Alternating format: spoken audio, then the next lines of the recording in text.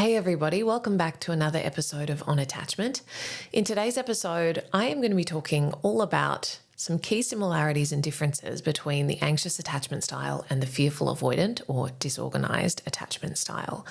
Now, I get possibly more requests about fearful avoidant attachment than anything else, which is saying something given that A, I get a lot of requests about a lot of things, and B, that the vast majority of my audience falls into the bucket of anxious attachment. But it is really one of those areas that seems to be maybe underdeveloped in online literature and content around attachment theory, and an area that I know a lot of people have an interest in and really identify with aspects of the fearful avoidant or disorganized attachment style, and are really looking for resources specific to that attachment style, because I think it can kind of get sidelined a little in favor of anxious and avoidant attachment being the two dominant insecure attachment styles. And I think that's in part because it's thought to only represent around 5% of the population. So it's obviously the smallest category, although I am a little skeptical as to those statistics. But nevertheless, I am heeding the call in this episode today, offering some insights into the ways in which anxious attachment and fearful avoidant attachment differ.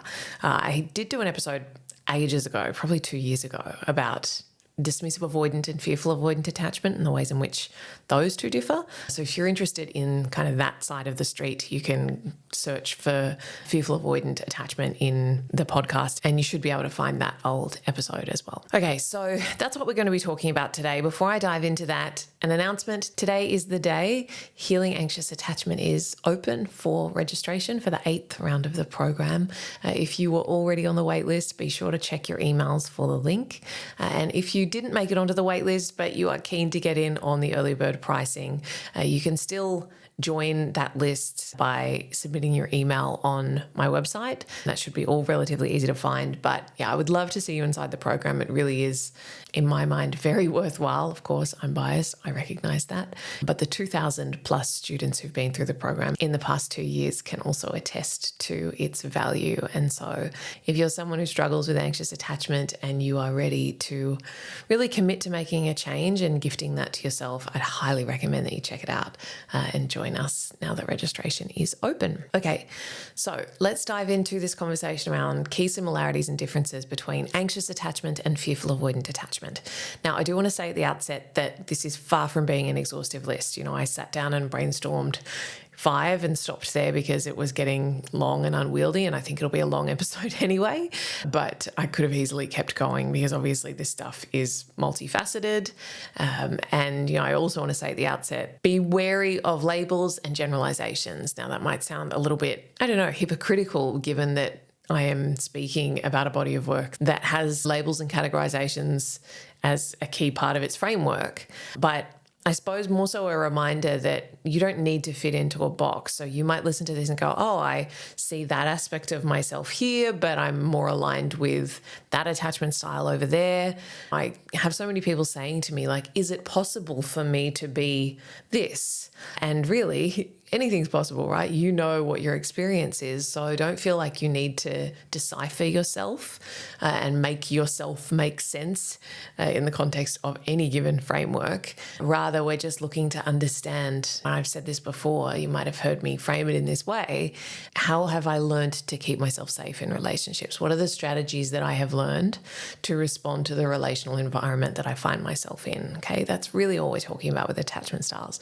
It just so happens that most of the time people will have a fairly consistent set of strategies that fall into a broad style or pattern. But if you feel like you mix and match and maybe it's different in one relationship to the next or one area of life compared to another, none of that is something that you need to solve for. It's all just about recognizing the patterns that we see in our own lives, figuring out how they might be inhibiting us from experiencing the kind of relationships that we want, and learning ways that feel more adapted to where we want to go. Okay, so the first similarity between anxious attachment and fearful avoidant attachment is that they both experience high anxiety about their relationships.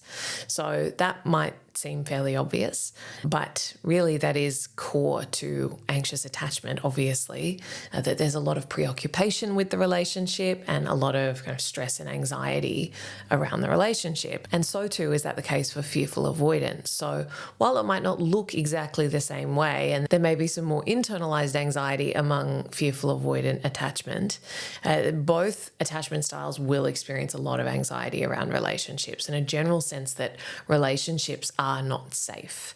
The origin story of fearful avoidant versus anxious attachment can be quite different, but there is this common thread of not being able to trust in the safety of relationships and therefore experiencing a lot of anxiety around relationships, intimate relationships in particular. This sense of something bad's going to happen. I can't really rest in this space of the relationship. Now, where they differ from each other in this respect is that most of the time, anxiously attached people will deal with that anxiety that they experience around their relationship by trying to get as close as possible, right? They try and eliminate any distance, any gap, any uncertainty.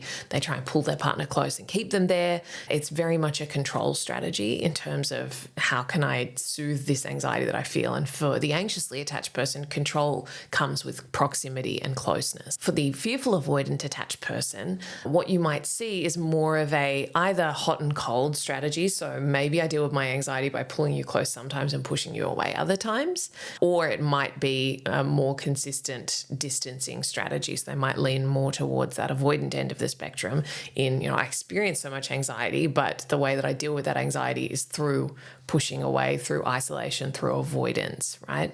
You'll not see that very often among anxiously attached people, that they deal with their anxiety by pushing someone away.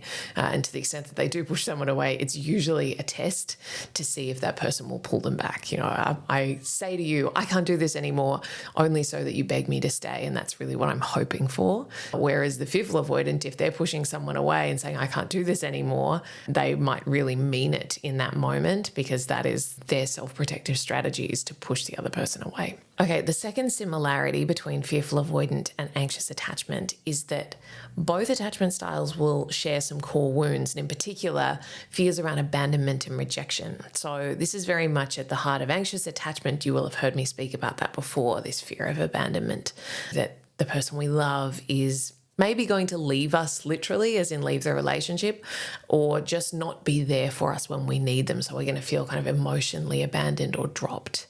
This is also common among fearful avoidant attachment, although maybe it might be less front and center. And what's really key here is that, again, the way that they process that fear or work with that fear, for anxiously attached people, the fear of abandonment leads us to overfunction, work overtime to try and do everything humanly possible to prevent that abandonment from happening. So again, really trying to keep our partner close.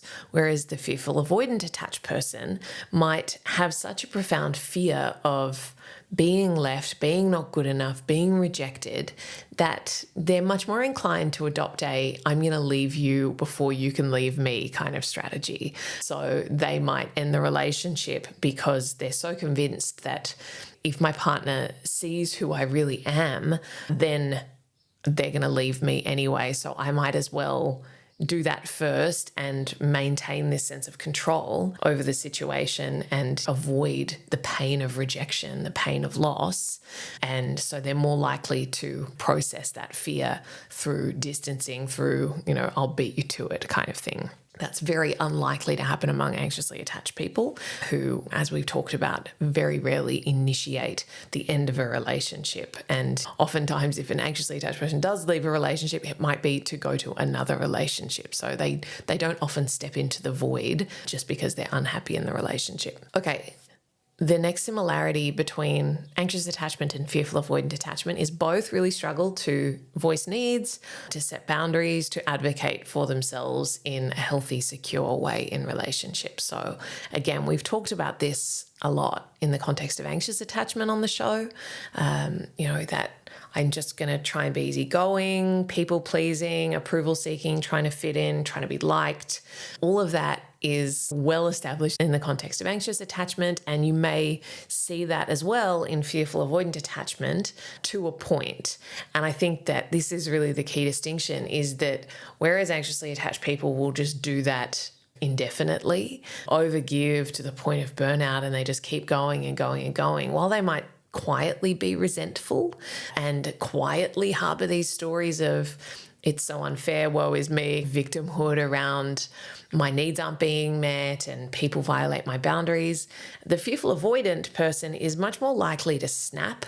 So they give and give and give, and then they might have this big moment where they almost become enraged, and the other person is seen very much as the enemy, as the person who's taking advantage of me. So that person who they've been giving to, who they've been boundaryless in respect of, all of a sudden they are seen as this kind of villainous character who's out to get me, who is trying to hurt me. And we can really see the fear of betrayal that so many fearful avoidants have coming up there and driving oftentimes a really big response to feeling taken advantage of. And that's, again, where there's a bit of a fork in the road between anxious attachment and fearful avoidant attachment is, the fearful avoidant might have a big blow up and blow up a relationship.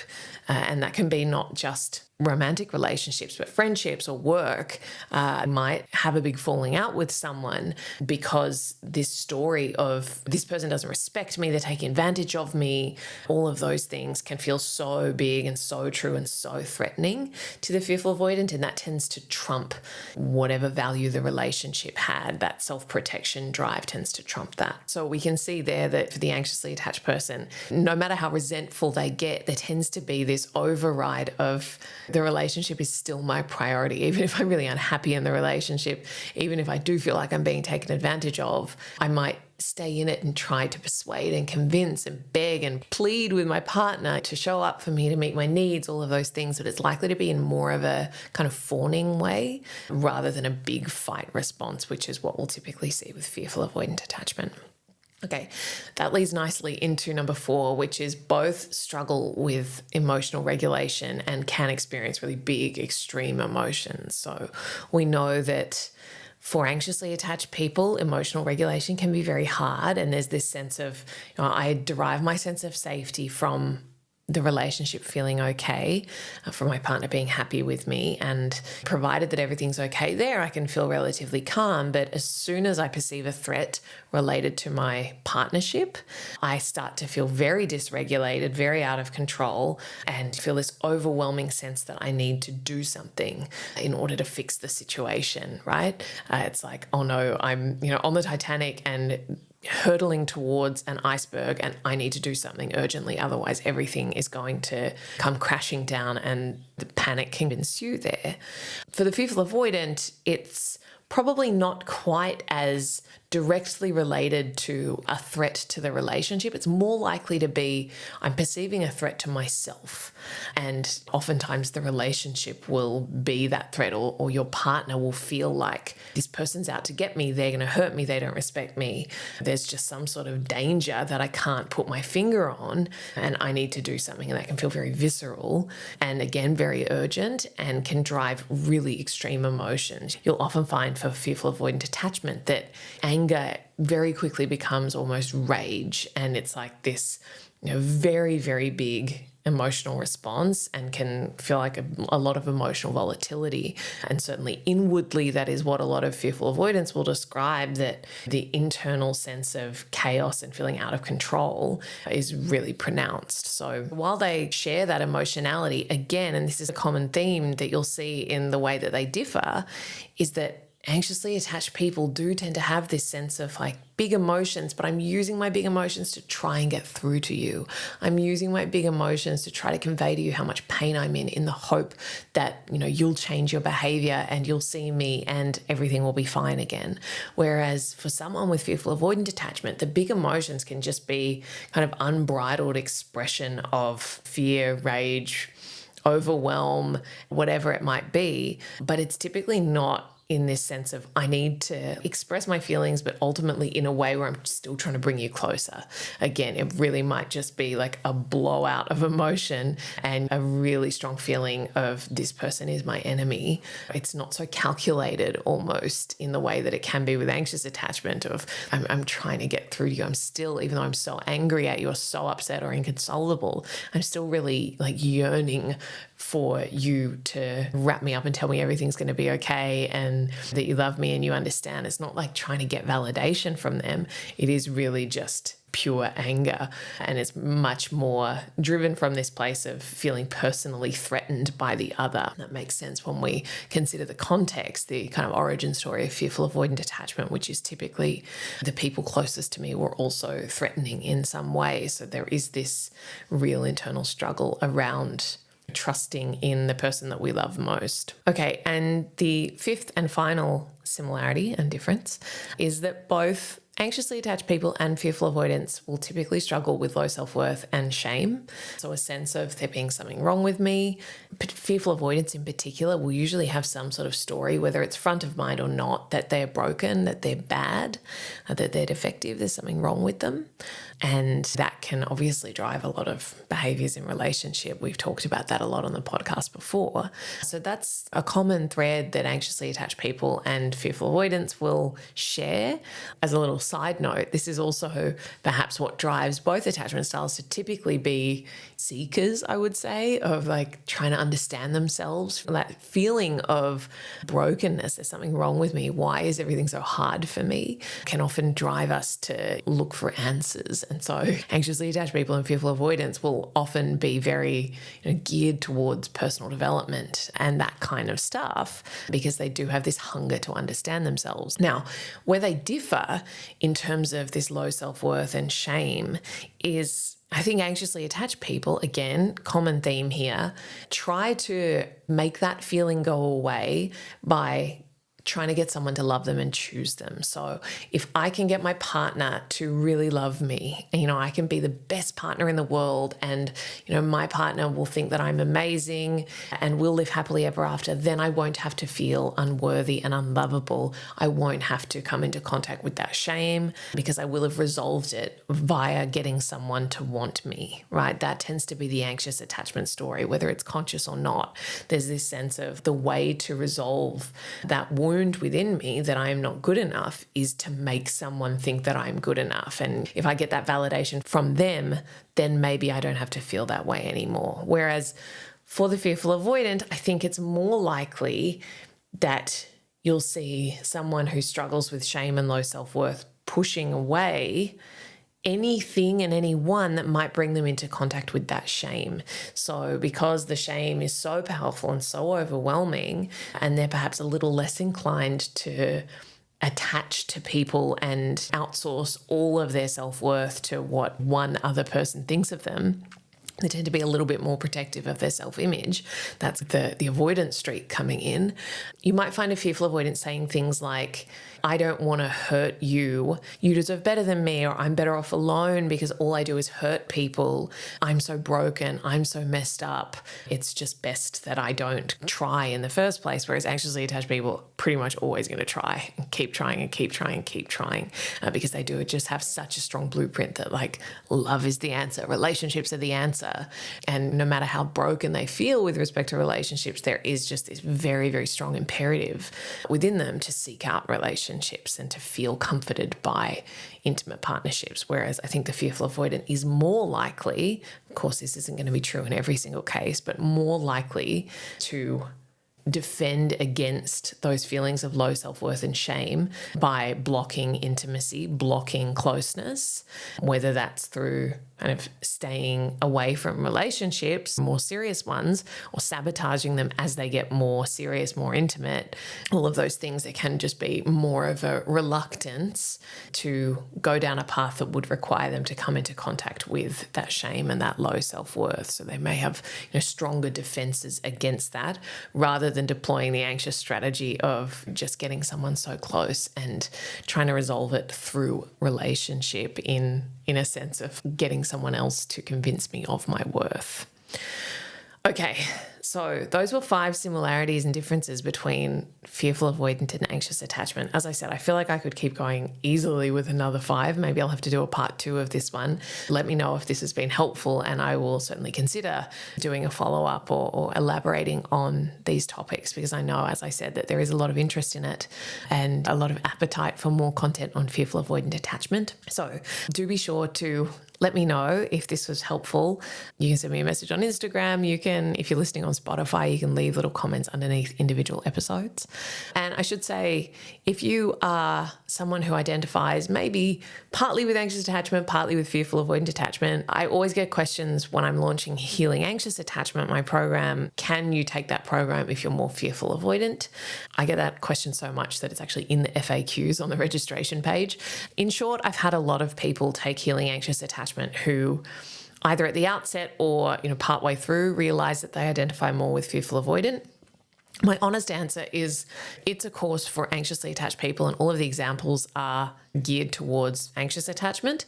But the core tools and practices that I teach in the program are the same ones that I'd be teaching for fearful avoidant attachment. So things like nervous system regulation, things like reprogramming of core beliefs, communication skills, boundaries, all of this stuff is common among the healing process for any insecure attachment style, I would argue. So there's certainly a lot of value still in the program to be gained by someone who maybe identifies more with fearful avoidant attachment, but you may just find that the examples don't fully land with you because they're speaking to the anxious attachment experience. And as we've talked about today, there are some key points of difference, particularly in how you respond to the fear. So while you might identify with the fear, the way that you have learned to deal with it might be slightly different. Okay, so thank you so much for joining me. Again, really hope that this has been helpful, and do let me know if it has been. But otherwise, I look forward to seeing you again next week. Thanks, guys.